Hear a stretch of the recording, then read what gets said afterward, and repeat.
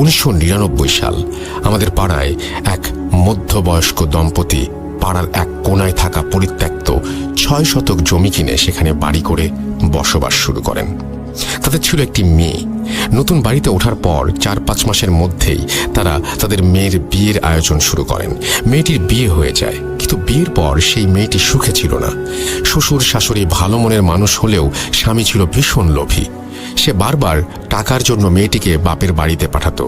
পর্যাপ্ত টাকা পয়সা না নিয়ে আসলে মেয়েটিকে শারীরিক ও মানসিকভাবে নির্যাতন করত। এক সময় অত্যাচার আর সহ্য করতে না পেরে মেয়েটি তার সমস্ত জিনিসপত্র নিয়ে বাধ্য হয়ে সেখান থেকে তার বাপের বাড়িতে চলে আসে। তার স্বামীও খবর পেয়ে সেখান থেকে গোপনে ওৎ পেতে থাকে এবং গভীর রাতে তার শ্বশুর শাশুড়ি ও স্ত্রীকে খুন করে। তারপর সে সমস্ত টাকা পয়সা ও সোনাদানা নিয়ে পালিয়ে যায়। কিছুদিন পর আশেপাশের বাড়ির লোকজন ওই বাড়ি থেকে খুব বাজে গন্ধ পাওয়ায় ওই বাড়ির ভেতরে প্রবেশ করে। বাবা মা ও মেয়ের গলিত লাশ আবিষ্কার করে। এরপর পুলিশে খবর দেওয়া হয়। পুলিশ এসে তাদের লাশ নিয়ে যায় এবং বাড়িটি যেভাবে ছিল সেভাবেই রেখে শুধু গেটে তালা দিয়ে বাড়িটা সিলগালা করে চলে যায়। ঘটনা 1। প্রায় 6 মাস পর ওই বাড়িটি ঠিক পাশের টিন শেড বাড়িটি বিক্রি করে দেওয়া হয়।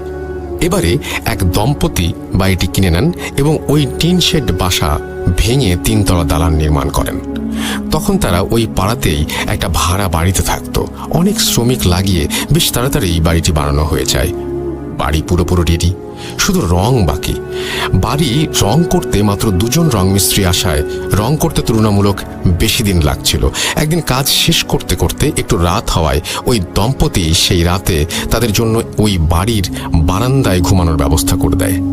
মাঝরাতে ঘুমোতে যাবার আগে কোনো এক রং শ্রমিক সিগারেট খাবার ইচ্ছে হলো।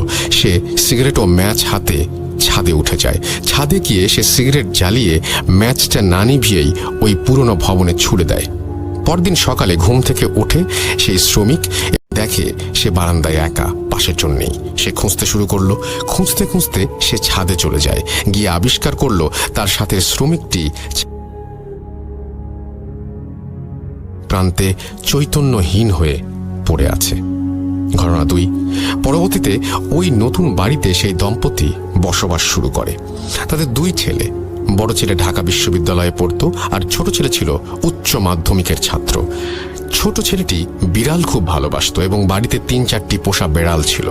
একদিন ওই বেড়ালগুলো সন্ধ্যার সময় ছাদে উঠে ছাদের কোনায় থাকা টবে গিয়ে একটা ছোট গাছে চড়ে লাফঝাপ করছিল।